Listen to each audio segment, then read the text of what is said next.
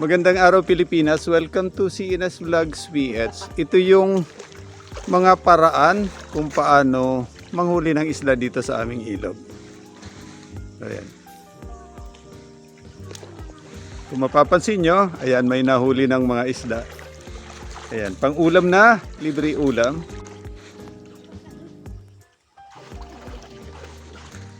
Tingnan ko nga bar, marami na ba? Ilang piraso na yan?